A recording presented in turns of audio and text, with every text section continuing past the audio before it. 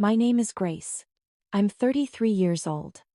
Late at night in the hospital, I was holding my newborn twins in my arms, my body still trembling after the C-section, when Ethan, my husband, walked in. He didn't bring flowers, didn't bring milk, not a single kind word. In his hand was a freshly printed divorce paper, the ink still sharp and scent. I looked up, hoping for a smile, hoping for his arms to wrap around this tiny new family we just created. But instead, I heard his voice drop cold, distant like a blade slicing right through my heart. My mother said, "If I want to keep my place in the family, I have to leave you and the babies." Ethan's hand trembled as he signed the papers right in front of me. Every stroke of the pen felt like it erased all the love we had ever shared. I sat frozen, clutching the two fragile lives in my arms, trying to comprehend what had just happened. How could the man who once promised to protect me for life turn his back in the most vulnerable moment? Have you ever been betrayed by the one you trusted most right when you needed them the most? If you were me, what would you have done? Share your thoughts in the comments, hit like, and subscribe to the channel to support the stories I bring. Because my journey doesn't end here. This was only the beginning of a path filled with tears, strength, and turning points I never imagined. I still remember so clearly those early days, before the Carter family's shadow loomed over everything. Back then, I was just a young interior architect fresh out of school, full of hope for a new life in a big city where I could challenge myself with bold, creative designs. I moved to Boston with just a few outfits, a small suitcase, and a heart full of excitement. No one in my family thought I'd find true love here. That day, the fall sky was golden. I was sitting in a little cafe downtown, sipping cappuccino and sketching ideas for a small project. Suddenly, a man's voice came from behind me. "Excuse me, is this seat taken?" I looked up and met a pair of clear blue eyes, bright like a lake under afternoon sun. The man smiled, a gentle, warm smile that lit up the space around me. He introduced himself as Ethan Carter. At the time, I simply thought he was a polite stranger who happened to stop by. He asked about my sketches, complimented a few details, and listened intently as I talked passionately about my work. No arrogance, no airs. I remember thinking, what a rare, thoughtful man.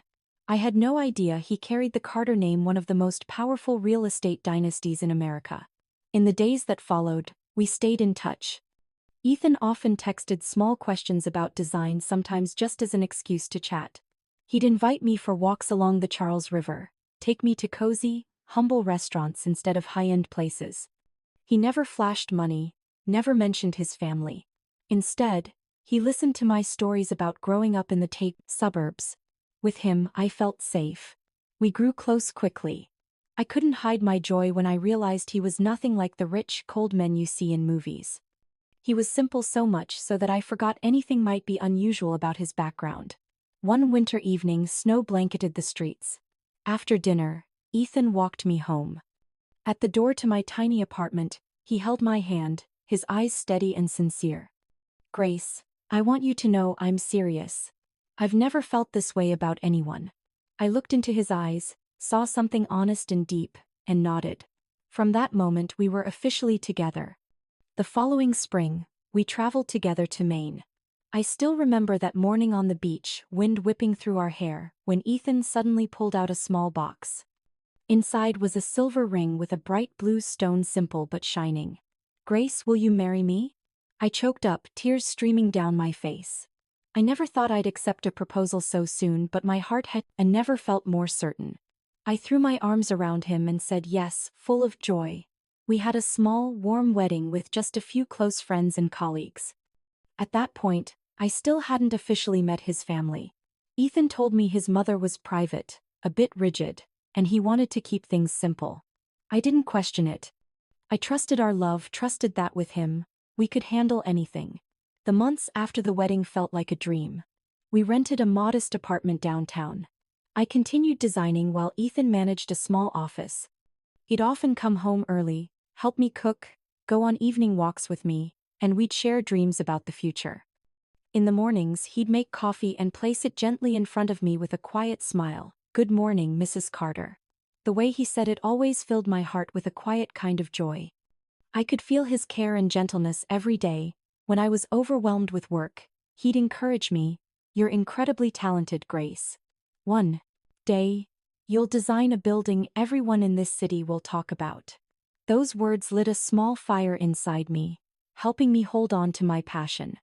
We had movie nights under warm blankets, candlelit dinners we cooked ourselves. I started to believe that real happiness lived in those simple things. I felt lucky to have found a man who was both genuine and deeply loving. When I found out I was pregnant, I was scared but filled with hope. Ethan held me for a long time and whispered, "We'll raise this child together. I promise I'll always be here." I believed every word, believed it down to my bones. To me, Ethan was the dream husband and father every woman wished for. But what I didn't know was that behind all that tenderness, a storm was waiting.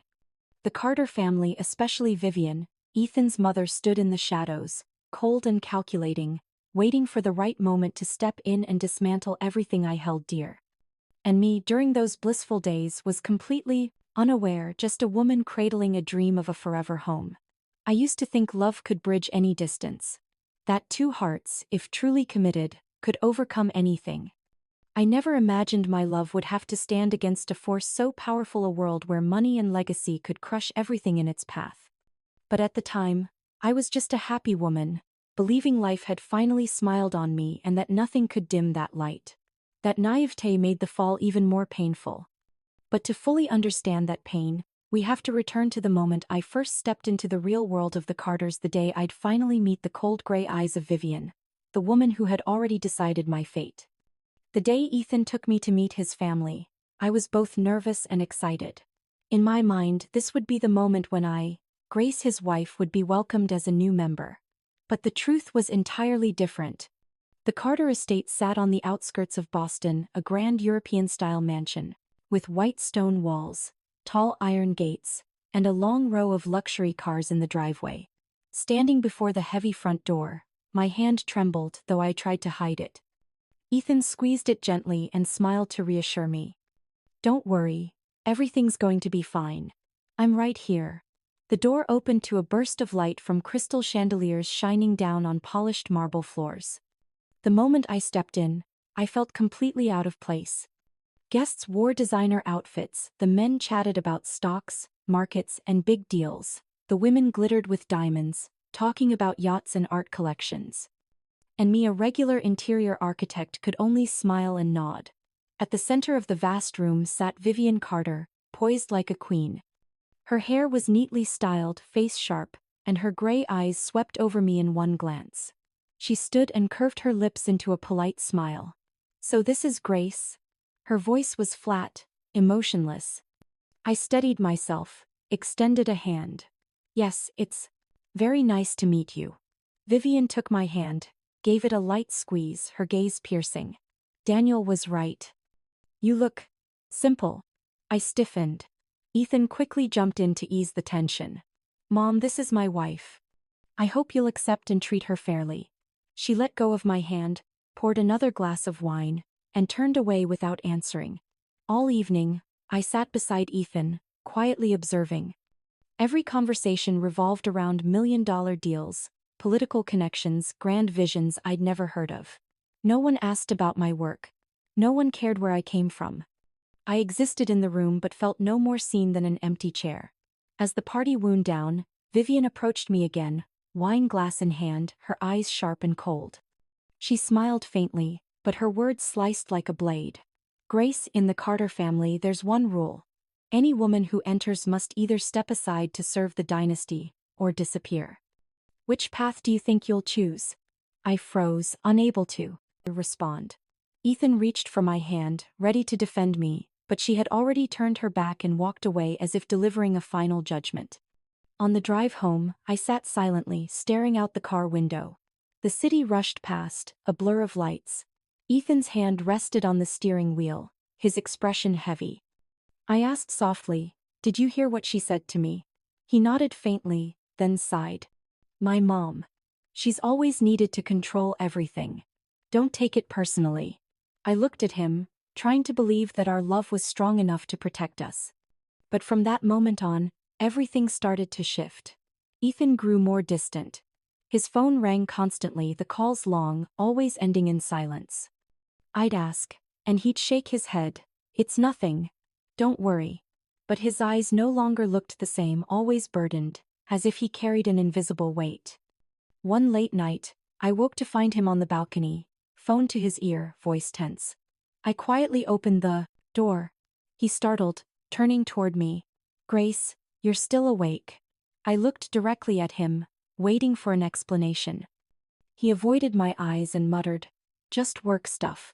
But I didn't fully believe him anymore. The space between us widened with each passing day. He no longer smiled as often, no longer asked about my work, no longer helped plan our future. I tried to pull him back, he would quietly hug me, but the embrace was hollow, no longer warm. A quiet dread began to form in my heart.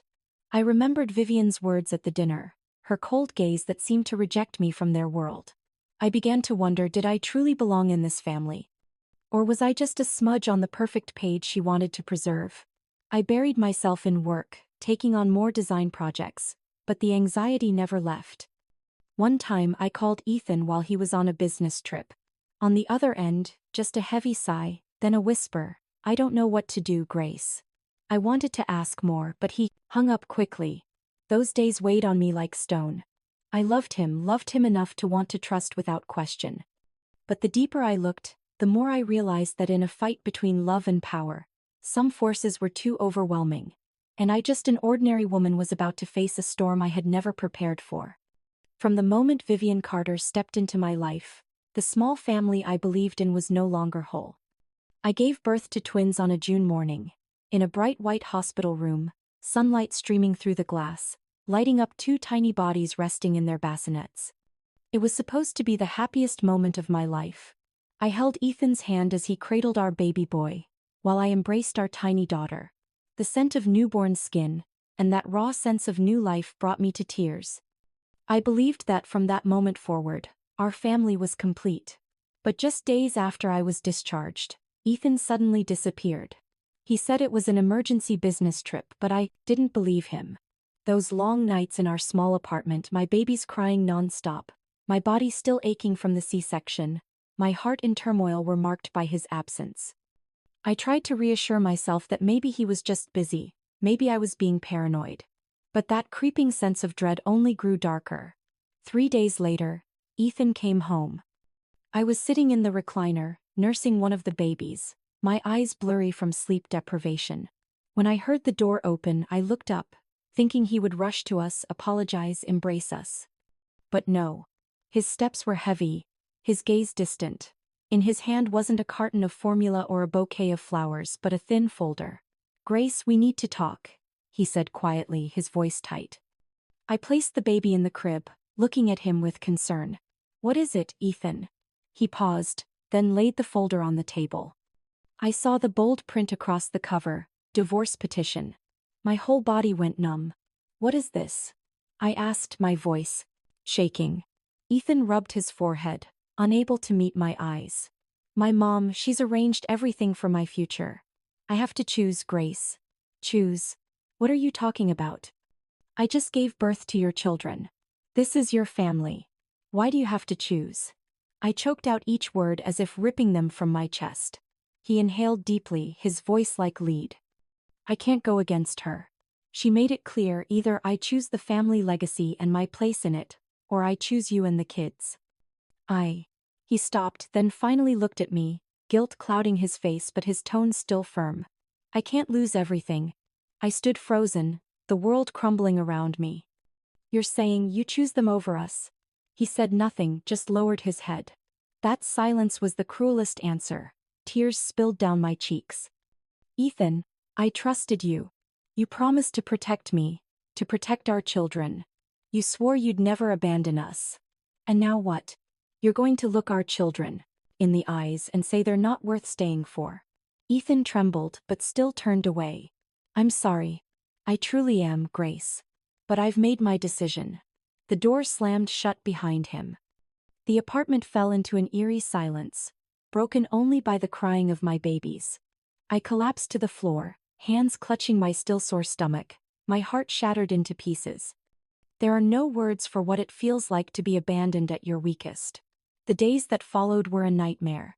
I was still healing physically, yet had to care for two newborns. Every night, they cried in turns and I was so exhausted I often passed out in the rocking chair without even realizing.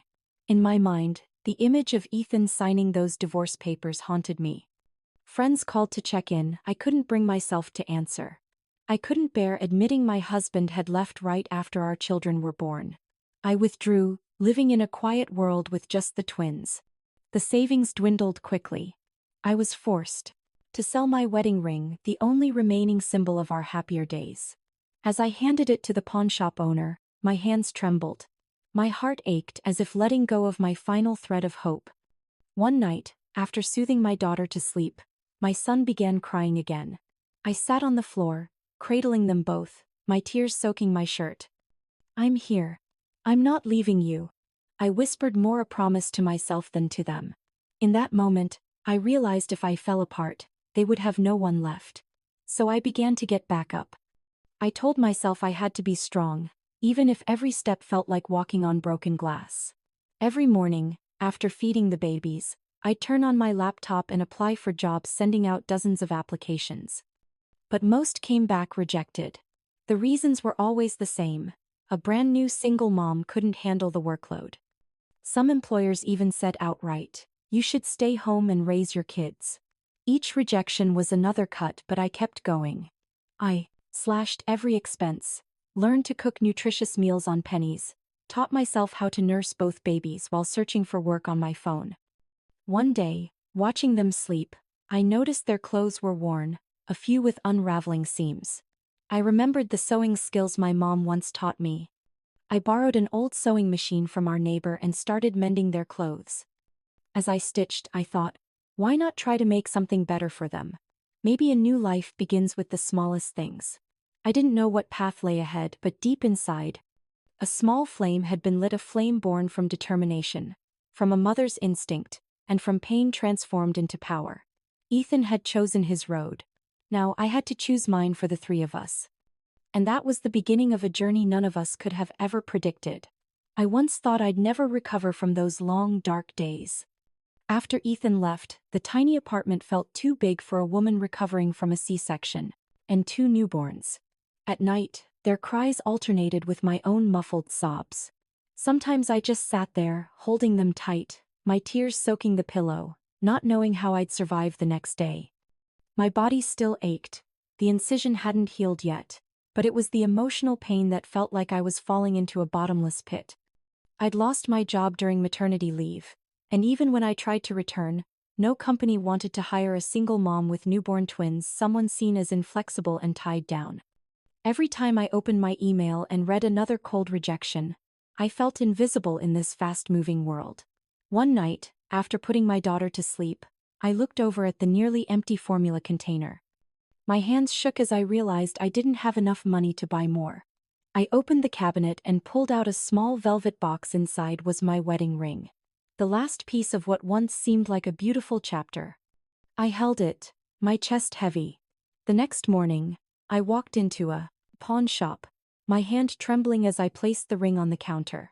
The shop owner nodded, named a price. I bit my lip, nodded back, trying not to cry. When I held that small handful of cash, it felt like I'd just cut the last thread connecting me to the past. On the way home, I stopped at a milk store and bought 2 cans of formula. I held the bag like I was holding their lives. In that moment, a thought rang loud and clear in my mind. I will not let these children grow up being looked down on. I have to do something. Even if I'm exhausted, I have to get back up. In the days that followed, I started digging through my old sketchbooks. I used to be an interior architect, passionate about creative lines and functional living spaces. I couldn't take on big projects now, but I could do smaller jobs from home. I started designing bedrooms and living rooms for friends and acquaintances, slowly expanding through classified listings. One afternoon, while working on a design on my laptop, my son suddenly wailed. I rushed over, picked him up, one arm cradling him, the other typing on the keyboard. I laughed through my tears. "Sweetheart, I'm going to make it. We're going to get through this."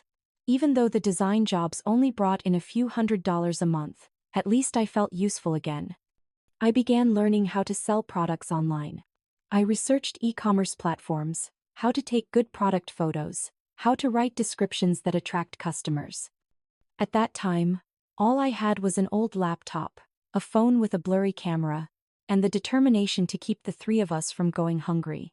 During the day, I worked while the babies slept sketching and editing. At night, after they finally drifted off, I stayed up until 2 or 3 in the morning reading guides, teaching myself how to manage orders. The blue light from the screen cast shadows on my gaunt face, but inside, I started to feel the flicker of something new hope. I tried sewing a few decorative pillows and tablecloths, then photographed them and posted them for sale. At first, no one paid attention, just a few views, then silence. I was disappointed, but when I thought about my children's innocent eyes, I kept going. I improved little by little, learned to take clearer photos, adjust the colors, and write honest descriptions. One day, a young mom bought a pillow I made to decorate her baby's nursery. She messaged me, "Thank you, this is so cute and it even smells like fresh fabric." I stared at those words as tears rolled down my cheeks. Not because of the few dollars, but because I no longer felt useless. I had made something that brought a smile to someone else. I gradually found a new rhythm. In the morning, I made bottles, fed the twins. At noon, I squeezed in time to sew or sketch. At night, I read about online business. Whenever I felt completely drained, I reminded myself, "Grace, you can't fall apart. Your kids need you." The tiny apartment turned into a workspace. One corner of the living room filled with fabric. The sewing machine clattered deep into the night. I worked until my hands blistered, my back throbbed, but whenever I saw my babies sleeping peacefully in my arms, I knew every sacrifice was worth it. One day, I went out to mail a package, pushing the old stroller with a bag of goods slung over my shoulder. Strangers glanced at me, then quickly looked away. I could feel the pity in their eyes, sometimes even disdain. I gripped the bag tighter, whispering to myself, "Keep looking. One day, I'll show everyone that even a woman who was abandoned can rise again." The road wasn't easy, but it hardened me. I learned to be stronger with each passing day, not just a woman crying in the dark anymore. I became a mother who raised her children while rebuilding life from nothing. I never imagined how far I would go. I only knew I had to live to be the foundation for my babies. And that determination opened a path I never expected. A path that transformed me from a broken woman into someone who could stand and seize her own future. One September afternoon, I sat by my old sewing machine, stitching scraps of fabric into a small quilt for the twins. I had only planned to make a few pieces to decorate their room, simple but warm things like star-shaped pillows and soft patterned curtains. When I saw how cozy the room looked, a thought crossed my mind. Why not take some photos and post them online? I placed the twins in their crib, laid the new quilt beside them, let the sunlight pour in, and snapped a few shots. I didn't expect anything, just uploaded the pictures with a caption, "Handmade with love to make my baby's room warmer." Then I went back to sewing and caring for them, not thinking much of it. A few days later, I got a message from an unknown account. A woman introduced herself as a mom with over 100,000 Instagram followers. Her name was Melissa. She said she had stumbled across my photo and asked if I was selling those items. I froze. I never imagined anyone would want to buy what I made. I hesitated, then replied, "If you'd like, I can make a new set." Melissa ordered immediately and paid in advance. I stayed up 2 straight nights sewing with care, choosing the softest fabric, stitching every seam neatly. When I shipped the package, I was so nervous I triple-checked the address, afraid one mistake would ruin everything. A week later, Melissa posted. She shared a photo of her baby girl hugging the star pillow I made, with a caption, "I stumbled upon an amazing little shop. Better quality than most big-name brands." The post got tens of thousands of likes, thousands of comments asking where to buy. My phone nearly exploded. My inbox overflowed with orders. Some begged, "Please put me on the waitlist." I was thrilled and terrified. I had only one old sewing machine in 2 hands. But for the first time in all those bleak months, a door had opened. I immediately thought about building my own brand. That night, I sat in the kitchen with a cup of coffee, pen and paper in front of me, trying to think of a name that could capture this new dream. I wanted it to reflect the warmth of a home, the start of hope. After hours, I wrote down 2 words: bright nest. A nest glowing with light. I smiled, feeling like that name had been waiting for my journey. I began designing a logo, building an online shop. I photographed products in natural light, wrote descriptions from the heart, handmade with all the love a mother has for her child. I didn't have a budget for ads, but Melissa's post had already pushed my tiny name beyond the walls of my cramped apartment. Orders flooded in. I worked to the point of collapse, some nights staying up until 3 a.m., hands trembling, still stitching one careful line after another. My babies slept beside me, the hum of the sewing machine becoming their lullaby. Sometimes they'd wake up crying. I'd rock them back to sleep, then return to work. I learned how to manage time. Early in the morning after feeding them, I'd cut fabric. At noon, while they napped, I photographed products. In the evening, I packed orders, wrote addresses, then walked to the post office the next morning carrying the babies. The postal clerks all knew me. They always looked at me with a mix of surprise and admiration. One woman said, "Honey, I don't know how you do it with 2 little ones. But what you're doing is incredible." Hearing that gave my hands new strength. Customer feedback started pouring in. People sent pictures of their children hugging the pillows I made or sleeping soundly under the quilts. One mom wrote, "Thank you, this set helped my daughter fall asleep earlier."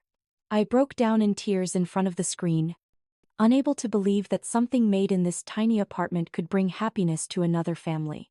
Bright Nest slowly began to find its place. I started learning how to manage expenses, keep books, and order materials in bulk to cut costs. One time, I mustered the courage to call a fabric factory, explained my situation, and asked for a discounted rate. The owner, after a long pause, said, "I'm a father of 3 myself. I understand. I'll help you." I clutched the phone and sobbed uncontrollably at that unexpected kindness. I wasn't just selling products, I was sharing my story on the website. I told people I was a single mother who once had to sell her wedding ring just to buy milk for my children, that I created Bright Nest out of love and a refusal to give up. Those words touched people's hearts. They bought not just because of what I made, but because they believed in the story behind it. In the following months, Bright Nest stopped being just a means of survival. It became a living dream. I hired an elderly neighbor to watch the kids for a few hours so I could sew more. I called up a few old friends, asking them to help with photography and design advice. From one tiny corner of my apartment, Bright Nest began reaching the outside world. I remember one day Melissa called me. "Grace, you have no idea. After I posted about your shop, a few big brands reached out to offer me sponsorships, but I turned them down. I want to keep supporting you." You reminded me that sometimes the smallest things have the greatest value. I stood frozen and all I could say was, "Thank you." Because of you, I found my faith again. Bright Nest was the first light after a long stretch of darkness. I no longer saw myself as the woman who was left behind. I was Grace, a mother building a bright, warm nest for her 2 children, and for herself. And I had no idea that these simple handmade creations would be the start of a journey that would force the entire Carter family to finally take notice. When Bright Nest started gaining recognition, I thought that after all those months of struggle, life was finally opening a brighter path. Orders increased steadily. Many moms wrote thank you notes.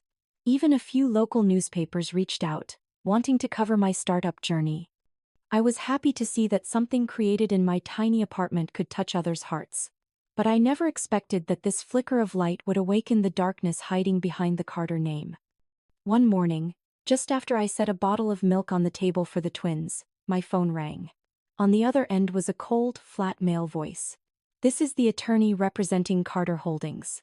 Miss Grace, we are officially notifying you that your brand, Bright Nest, has violated the company's design copyright." My body froze, hands shaking so badly I almost dropped the phone. I had never even heard of such a thing. I designed everything myself, hand-sewed each piece. How could this be stealing ideas? They emailed me documents with glaring red seals. The papers stated clearly that if I didn't cease all activity, I could be liable for a massive financial penalty. I collapsed into a chair, my head spinning. As my two children cooed and babbled in their crib, I felt like my entire world was crumbling again. Before I could recover, a few days later, social media exploded with cruel rumors. Someone posted, "The woman behind Bright Nest is just using her kids to make money. Don't fall for her sob story." Alongside were doctored images and hateful comments. "This brand is a scam. She just wants attention." I read every word with trembling hands. Hot tears fell onto the keyboard. I asked myself, how could people be this cruel? How could a mother just trying to feed her children become a target for such vicious attacks? But deep down, I knew who was behind it all. Vivian Carter. The icy glare in her eyes at that party flashed back like this had been her plan all along. The rumors quickly caused damage. A retail store that had just signed a contract with me called to cancel a major order, citing concerns over media risks. My legs went numb. That contract would have kept production going for several months, and now it was gone. That night, I sat in the dark, my hands gripping my head. The twins cried for milk, but for a few seconds I couldn't move. I felt stripped of everything again, utterly drained. But then their cries brought me back. I held them close and whispered, "Mommy's not giving up.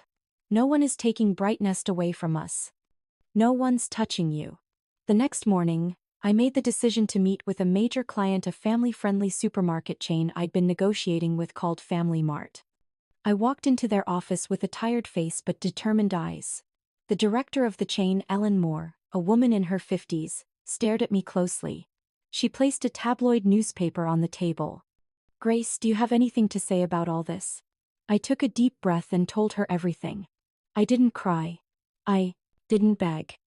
I spoke about the journey that started with an old sewing machine, the nights I rocked my babies to sleep while stitching pillows, the reason I chose the name Bright Nest, how I once sold my wedding ring to buy milk. I said all I had were these two hands and the heart of a mother, and that I had never stolen anyone's idea. Ellen was silent for a long while. Then she gave a gentle nod. "I was a single mom too. I know what it feels like to fight alone to raise children. I believe you, Grace." Her words felt like rain washing away the dust clouding my chest. Not only was the contract with Family Mart not cancelled, it was signed immediately. They agreed to display Bright Nest products in their stores across the entire state. When I held the contract in my hands, I shook so hard I had to sit down. Tears streamed down my cheeks, not from shame, but because I knew this time, I was truly standing on solid ground. But the joy was tinged with fear. I knew Vivian wouldn't stop. That woman would do anything to erase me from Ethan's life and from the Carter family legacy. She didn't just want me gone. She wanted to destroy my name, my career, and the future I was trying to build. That night, I watched my children sleep and whispered to myself, "I've won a battle, but the war is far from over. We need to be ready for the storms ahead." I didn't know what tricks she'd try next, but I was sure of one thing. I would never let Vivian take Bright Nest away. I would never let her rob my children of their right to a decent life. And in that very moment, I understood more deeply than ever my real enemy wasn't poverty or abandonment. It was a powerful woman, Ethan's mother, willing to destroy me completely just to protect what she called the honor of the Carter family. One crisp autumn morning, as I was packing boxes for shipping, I got a call from an unknown number. A vibrant woman's voice came through the speaker.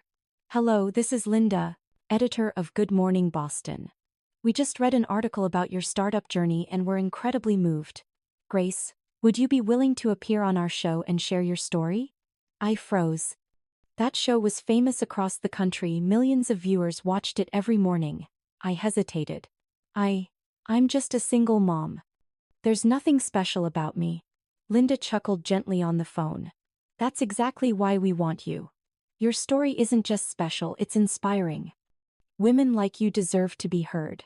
I looked over at my two little ones playing with scraps of fabric in the corner of the room. Their eyes were clear, carefree. I took a deep breath. Yes, I'll do it. On the day of filming, I wore a simple pale blue dress, my hair neatly tied back. I brought my children with me because I wanted the audience to see the very reason I fought so hard. As I stepped into the studio, The bright lights were almost blinding, but my daughter's tiny hand clutching mine gave me strength. The host smiled warmly as the show began. Today, we're joined by Grace Carter, the founder of Bright Nest, a single mother of two who built her business from a tiny apartment. My voice trembled as I spoke, but every word came straight from the heart. I shared the night I had to sell my wedding ring just to buy milk for my children, the countless sleepless nights sewing pillows, and the way society looked down on me, but I kept going. I told them Bright Nest wasn't just a brand. It was proof that women can rise from the ashes. The studio fell silent. Some people wiped away tears. The host held my hand and said, "Grace, you and your children are a symbol of strength." That morning's broadcast sparked something far beyond what I could have imagined. My inbox overflowed with messages from everywhere. Single mothers thanking me, women on the edge finding new hope. Bright Nest orders tripled in just 1 week. Newspapers started calling me the mother who rebuilt a home from the ashes. But someone else had been watching the screen that day. Ethan. From what I was told later, he had turned on the TV by accident while sitting in his sleek Boston office. When my face appeared on the screen, he froze. Me, the woman he left behind in a cramped apartment, now sitting tall, eyes bright, with 2 children by my side. My voice echoed, "We don't need pity. We just need a chance to live with dignity." Ethan stared at the screen, his throat tight. When the camera showed the kids beaming in their Bright Nest clothes, his eyes turned red. In that moment, he realized he had lost the most precious thing in his life. All that he had chosen, career, wealth, family position, couldn't fill that hollow space inside him. A few days later, I was folding laundry when I heard a knock. I opened the door and froze. Ethan. He looked thinner, dark circles under his eyes, none of the confidence he once wore like a suit. "Grace," he whispered, voice shaking. I just want to see you. And the kids." I stood firmly in the doorway, gripping the doorknob. "You signed us away, Ethan. What more do you want?" He swallowed hard, eyes cast to the floor. "I was wrong. When I saw you on TV, I finally understood what I lost." I cut him off, my voice cold as steel. "Don't think one apology is enough. You abandoned us when we were at our weakest. You made your choice, Ethan. And now, we don't need you anymore." He looked up, regret flooding his face. "I know. I'm not asking for forgiveness. I just want to see the kids. Even just a little." I stayed quiet for a long moment, glancing toward the room where our children were playing. My heart twisted, but I knew I couldn't let him walk back in that easily. I shook my head gently. "Not now. They don't need someone who comes and goes like a ghost." Ethan's shoulders dropped, his face hollow. He stepped back and whispered, "I'm sorry, Grace." Then he turned and walked away. I closed the door and sank into a chair, emotions swirling. Part of me still hurt seeing him like that, but another part stood tall. I wasn't the woman crying in the dark anymore. I knew how to protect myself and my children. The Carter estate still stood as grand as the last time I saw it through the blur of a car window. The only difference was I wasn't there. The man standing inside that vast, cold room was Ethan. That night, after I turned him away, Ethan returned to his mother's house. The moment he stepped into the living room, the air grew heavy. On the table sat a glass of red wine shimmering under the crystal chandelier. Vivian sat still as stone, surrounded by walls that felt more like a museum than a home. "Mother," Ethan said, his voice hoarse and slow, "we need to talk." Vivian didn't look up from her investment portfolio. She only raised an eyebrow, perfectly composed. "About what?" "The West Side properties? The downtown Boston project. About Grace. About the children. About how you stole my family from me." His voice cracked. I wasn't there, but it was the first time I'd ever heard him speak like that. Vivian looked up, lips curled. "Family?" She emphasized the word like it was something beneath her. "You call that a family? A woman with no name, no status, and 2 children unrecognized by the board." "I'm your son," Ethan said, voice firm, "and I loved her.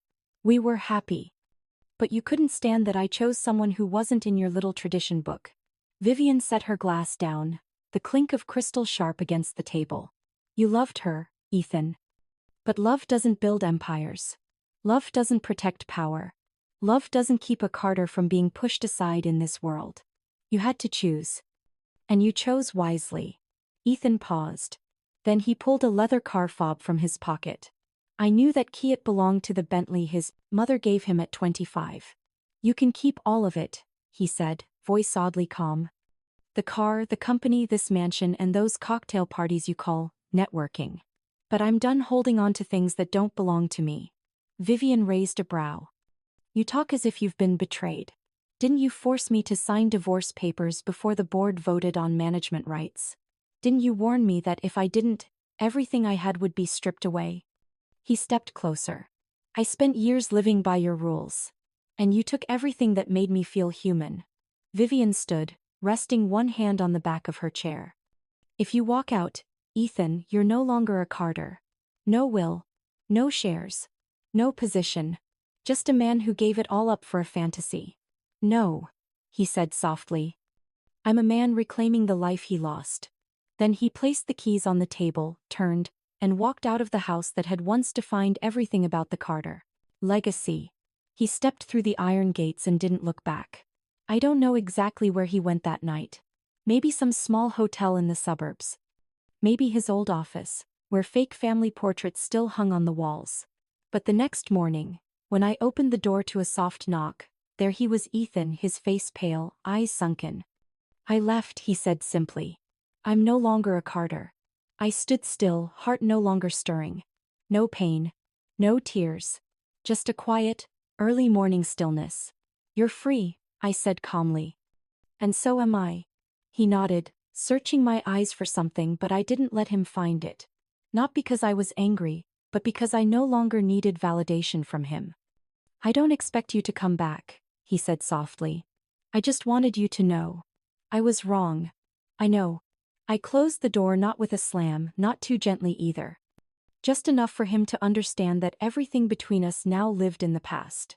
That night, after my kids had fallen asleep, I sat by the window and watched the city lights come on. I thought about the look in Ethan's eyes when he said he had walked away from Carter, and I didn't feel bound by that name anymore. I used to imagine the day he would come back, that one day Ethan would wake up and return in regret. But when that moment actually came, I understood something new. Not every return is meant to restart something. Some people only come back to confirm they no longer belong in your life. And in that moment, I realized I was no longer Grace waiting by the window. I was the mother of 2 children, the founder of Bright Nest, the woman who rebuilt a home from the wreckage with her own hands. And that, no one, not Ethan, not his mother, not the Carter name, could ever take from me. Never in my life did I think I'd find myself standing on a big stage, beneath warm golden lights, in front of hundreds of eyes watching me, holding a microphone in my hand while in the FAFO front row sat my 2 small children, calm, sitting upright, their eyes shining with pride. But that moment happened, and I remember every detail of it as if it had just happened yesterday afternoon. It was the annual conference hosted by an organization that supports women entrepreneurs, held in New York. I had been invited as the founder of Bright Nest, the fastest-growing home goods brand in the northeastern United States, for 2 years in a row. As I stepped onto the stage, I wasn't wearing designer clothes or some extravagant blazer. I wore a simple cream-colored dress with a round neckline, made in the very workshop I currently partner with. Around my neck was a delicate chain holding a tiny bird's nest charm, the logo of Bright Nest. The host introduced me with a voice full of emotion. Please welcome to the stage, Grace Carter, a single mother, a warrior of resilience, and one of this year's top 10 most influential women, as voted by Forbes. I stepped out to applause. Through the dazzling lights, I could still see my 2 children sitting side by side. My son wore a pale blue button-down, my daughter in a soft pink floral dress, both of them sitting so seriously, like they were in a classroom. Their eyes met mine, and I smiled. I took a deep breath, raised the microphone, and began. I'm not standing here to tell a success story. I'm here to remind us of something I once forgot. That a woman, a mother, when pushed to the edge, when she thinks she has nothing left, can still create something extraordinary. If she doesn't give up. The first round of applause came from the right side of the room. I continued, slowly, not trying to impress. I didn't defeat anyone. Not the husband who left me, not the family who once saw me as a burden.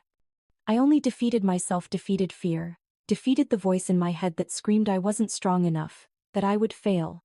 A silence swept through the hall. I saw eyes shimmering. Some nodded. Others placed their hands over their hearts. I knew they understood. Bright Nest wasn't born out of business ambition, it was born out of survival. It wasn't created to make money. It was created to protect a home I thought had already crumbled.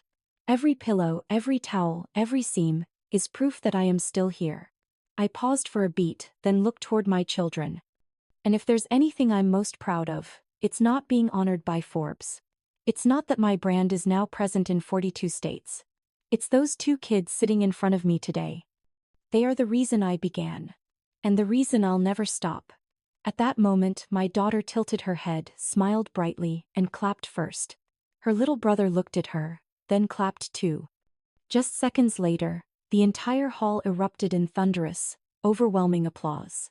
I bowed my head, tears welling not from weakness, but from knowing I was fully alive in every beat of this new life, a life I had rewritten with my own hands. After the conference, I was surrounded by dozens of women. Some were seasoned entrepreneurs, some just starting out, and some were simply mothers who came to me as if seeking a fellow traveler. One older woman with salt and pepper hair took my hand and said, "Grace, you're not just a role model for the young. You made me, at 58, want to start again." I smiled and gently replied, "It's never too late. A home can always be rebuilt as long as we're still standing." That same week, Forbes released a special issue honoring the year's most influential female entrepreneurs. My photo appeared on the second page, not under a spotlight or behind a desk full of paperwork, but in an image where I was holding my two children, standing in front of the small sewing workshop with the wooden Bright Nest sign swinging above us. The article's title read, "From Single Mother to the Woman Who Rebuilt Home for Millions of American Families." I sat reading it in my kitchen, while a pot of soup simmered gently and my kids colored at the table. The air felt peacefully still. I used to think success meant glittering lights, flashing cameras, and top-floor offices. But now I understand success is sitting among those you love, doing what you believe in, and no longer being afraid of anything. Recognition from the media and the world is valuable. But the most precious thing of all is knowing I didn't give up when life pushed me to the edge. That I didn't let anyone else define my life. And more importantly, I didn't just survive the storm. I learned to weave my home back together, using threads of strength and love. And now I walk proudly through this wide world, with two children beside me living proof of something once thought impossible. A woman can be knocked down but never defeated. One late fall afternoon, Central Square Park glowed golden under the slanting sunlight.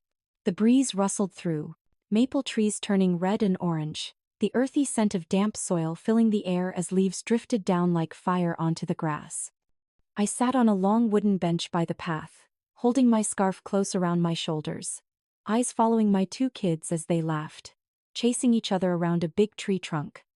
My daughter picked the prettiest leaves, laying them in her little brother's palm, and they burst into laughter every time the wind scattered their collection. That laughter echoed inside me like a gentle song, the kind of peace I had been searching for all those years. I was about to pull out my phone to take a picture when something made me pause. A faint chill ran down my spine, not from the wind but from a feeling I couldn't quite name. Slowly, I turned my head to the left. Not far away, beneath the shadow of a tree, stood Ethan. He wore a gray coat, hands in his pockets, hair a bit longer, eyes fixed on the three of us. He didn't step forward, didn't call my name. He just stood there like an outsider watching a world he once belonged to. I wasn't surprised. Some part of me had sensed this moment would come, but I wasn't shaken either. I just sat there, my hands still on the scarf, my gaze steady. He bowed his head slightly when our eyes met. Then his gaze shifted to the children.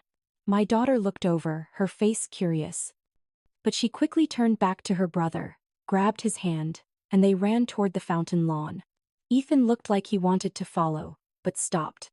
He stared at them one last time, lips pressed tightly, then took a step back and slowly turned away. I didn't call out. I didn't stand up. I just watched his figure fade behind the trees, disappearing into the gray path. And in that moment, I realized I no longer needed an explanation, an apology, or even a goodbye.